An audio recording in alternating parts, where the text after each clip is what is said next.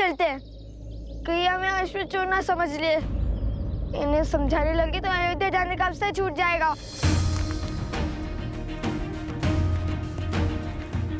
बात तो उचित है। ठीक है मित्र, अपना ध्यान रखना। हम चलते हैं। यदि प्रभु श्री राम ने चाहा तो फिर भेंट होगी।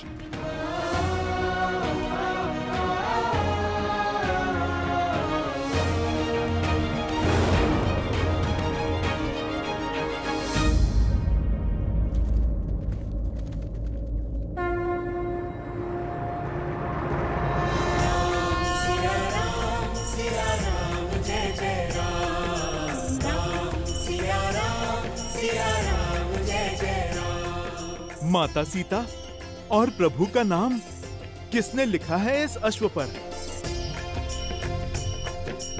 अवश्य ही कोई राम भक्त होगा। मेरी पुत्री।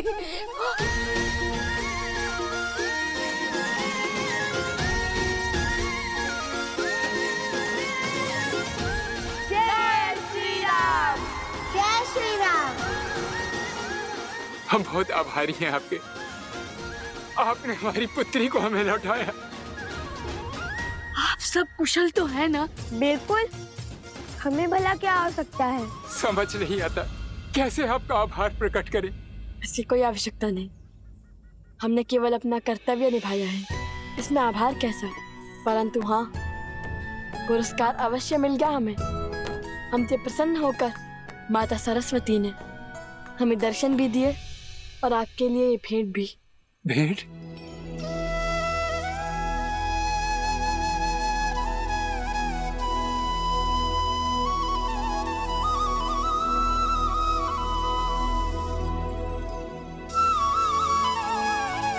होता है? ये शालिग्राम ही है, और यदि ये माता सरस्वती ने दिया है तो इसमें अवश्य ही कोई गुण बात होगी।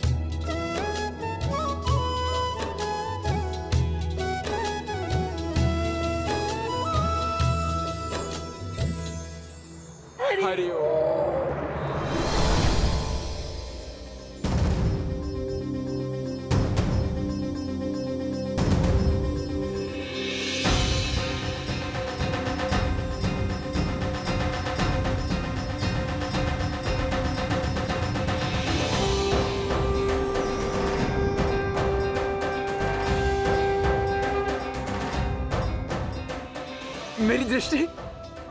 मेरी दृष्टि वापस आ रही है। मैं अपनी पुत्री को देख सकता हूँ। अरे, मेरी दृष्टि वापस आ गई। अरे,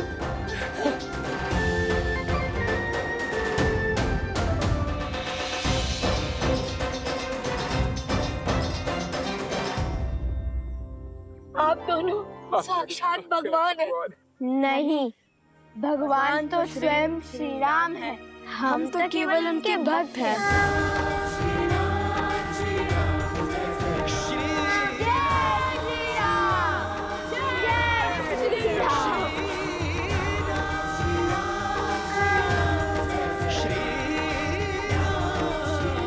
प्रभु, जब तक हम पहुंचे तब तक वो राम भक्त जा चुके थे। लगता है नियति ने अपना निर्णय ले लिया है। अयोध्या की धर्म ध्वज लहराने वाले अश्व को चुन चुकी है ना गुरुदेव? हाँ, अब इस अश्व पर संसार की धुरी का नाम है। राम के नाम से शुभ और क्या हो सकता है महाराज? नहीं आचार्य, सीता के नाम ने उसे शुभ बनाया है।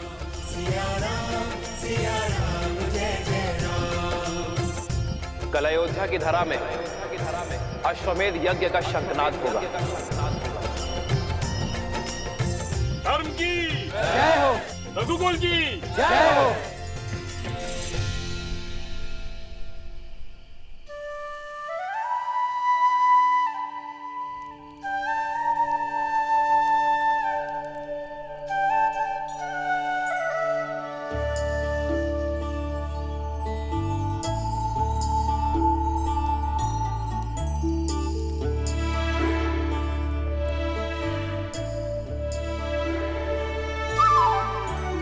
निद्रा आ रही है तो सोते क्यों नहीं? मैं हूं ना, पहरा दे दूंगा। जानता हूँ, किंतु मुझे सूर्य की पहली किरण के साथ अपनी यात्रा फिर से आरंभ करनी है। एक क्षण का विलंब भी नहीं होना चाहिए।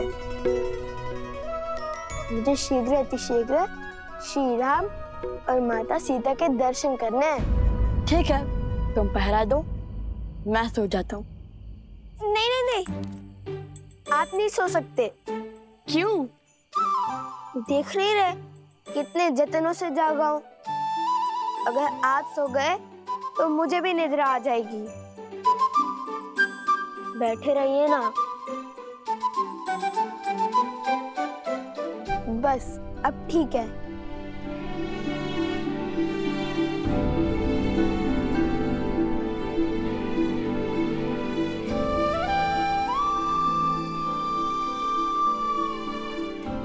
कितने भोले हैं ये। इन्हें लगता है राजकुमारी सीता अभी भी अयोध्या में ही है।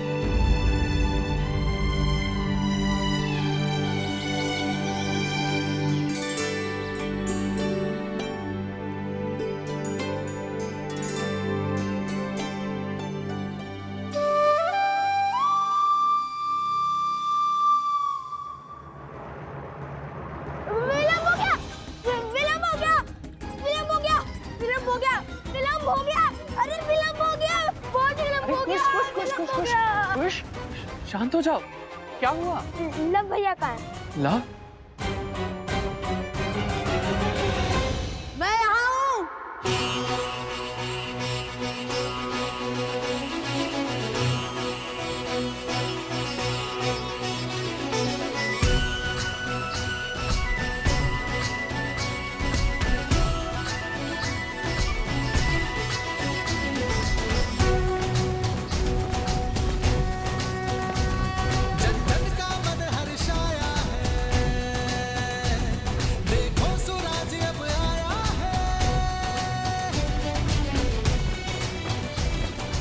कर लो दर्शन, धर्म का साम्राज्य, श्री राम का राज्य, अयोध्या है ये।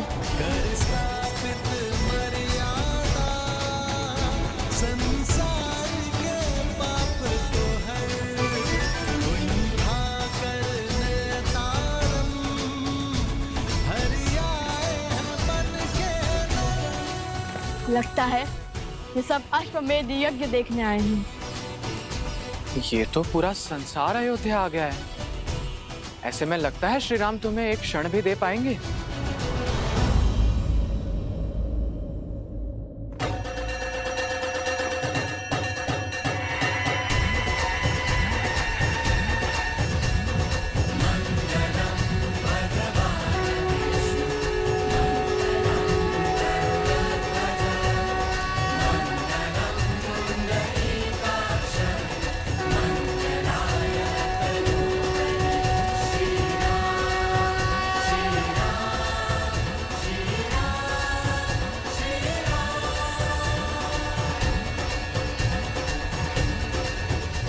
यह शंखनाद अश्वमेध यज्ञ के आरंभ का सूचक है।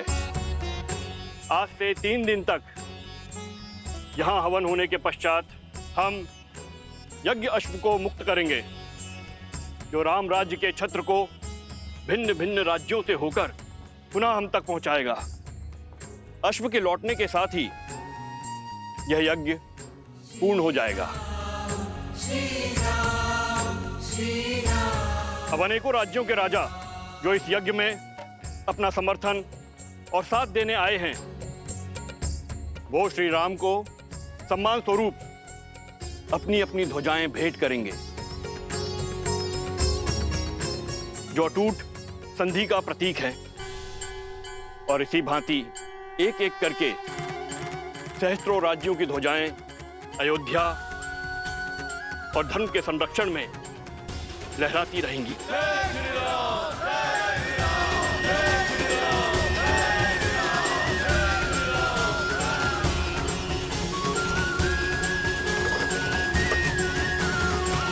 लगता है अश्वमेध यज्ञ आरंभ हो गया। भैया, कहीं उपगुरु की बात सच ना हो जाए। हम श्री राम से मिल तो पाएंगे ना? तू साहस नहीं हारते खुश।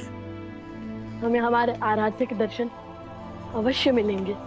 काशी नरेश अपने ध्वज के साथ पधार रहे हैं।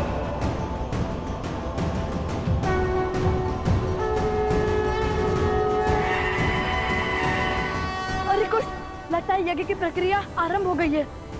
सुना तुमने?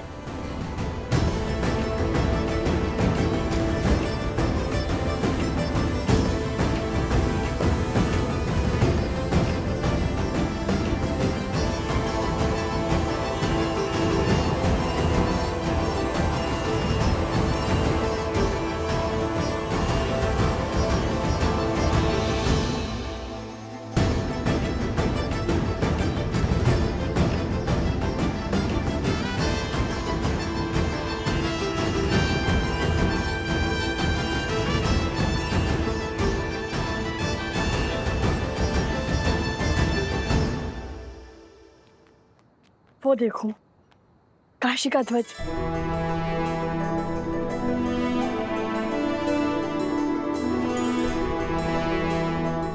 यदि लोगों को ज्ञात होता कि राजकुमार पधारे हैं, तो सब सर झुकाकर हमें मार्ग दे देते। वो तो सही है, किंतु हम ऋषि कुमार हैं, राजकुमार नहीं। चलो चलो चलो चलो, देरी हो रही है, चलो। मध्य प्रदेश के राजा अपने ध्वज समर्पित कर रहे हैं।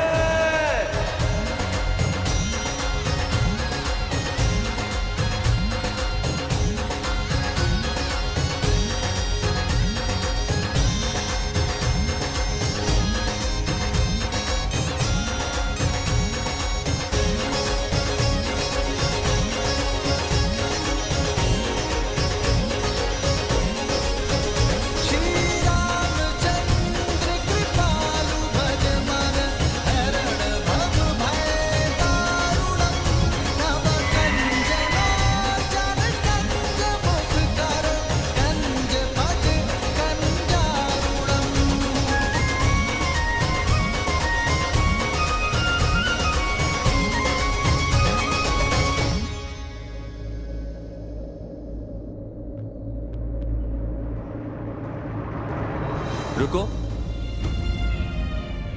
पीछे हटो। ऋषि कुमारों, क्षमा करना, आप अंदर प्रवेश नहीं कर सकते।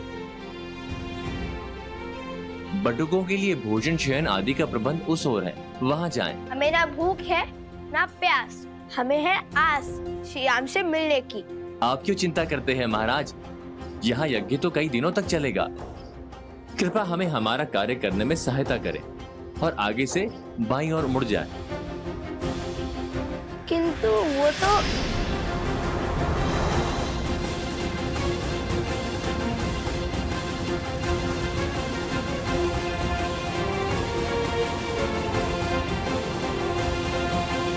भैया, मैं एक क्षण और प्रतीक्षा नहीं कर सकता।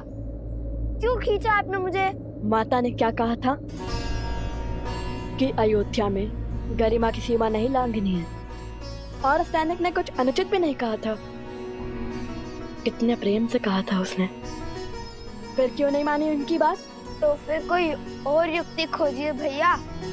इतनी भीड़ में हम श्री राम से कैसे मिलेंगे? एक राजा के बाद दूसरा आ रहा है।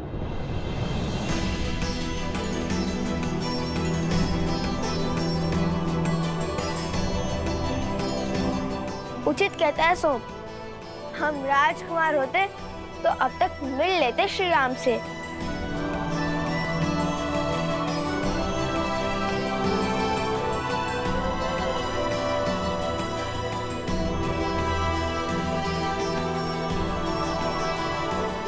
देखो कुछ,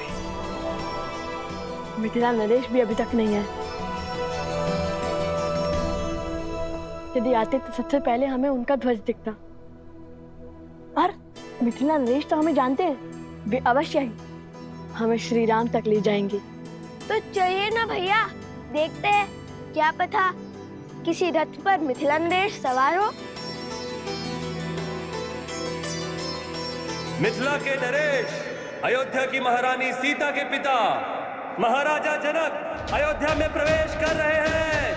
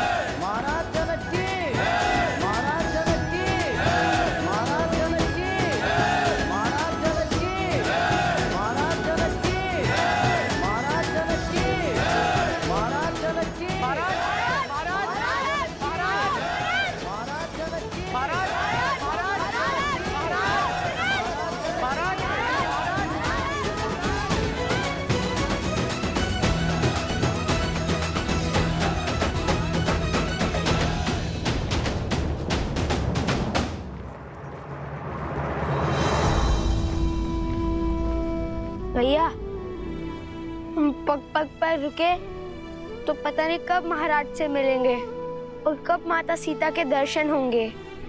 अब क्या करे भैया, यहाँ तो सहस्त्र साधु संत हैं।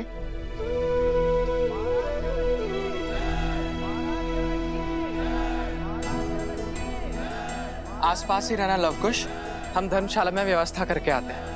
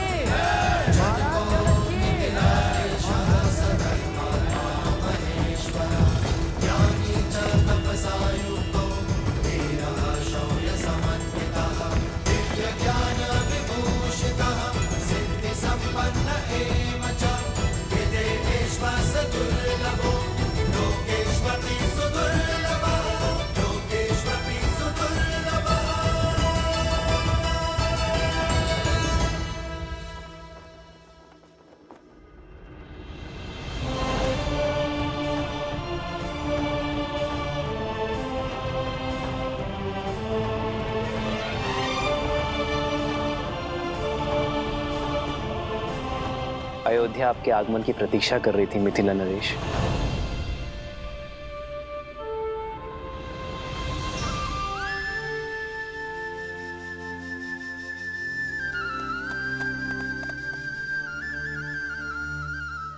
भैया, यदि सैनिक हमें ऐसे ही दान भोजन में व्यस्त रखेंगे तो हम श्री राम और माता सीता से कैसे मिलेंगे?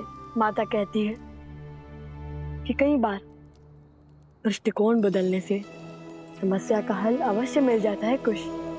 हमारा लक्ष्य श्री राम और माता सीता है। दृष्टिकोण बदलने के लिए या तो हमें कुछ ऐसा करना होगा जिससे हम श्री राम के पास जाए, या तो श्री राम हमारे पास आए। भैया, हम कौन से बड़े महान राजा, साधु या फिर कलाकार हैं जो महाराज हमसे मिलने आएंगे या हमें अपने पास बुलाएंगे? अगर माता ने गरिमा में नहीं रहने को कहा होता तो मैं अपनी बाण से ऐसी कला दिखाता कि मिथिला की भांति अयोध्या हमारे नाम का गुणगान गाती। तो साधारण से ऋषि कुमार से अयोध्या नरेश क्यों मिलने आएंगे?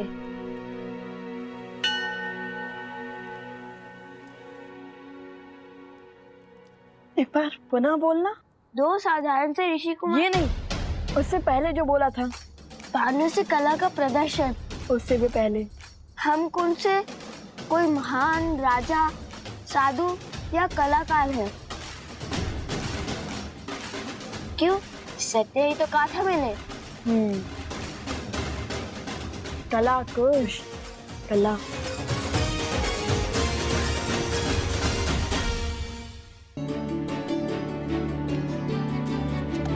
अवश्य ही भगवान वाल्मीकि को यह आभास था कि कोई भी हमें इतनी सरलता से अयोध्या के राजमहल नहीं जाने देगा। इसलिए उन्होंने राम कथा के गान का आदेश दिया था हमें। चलिए भैया।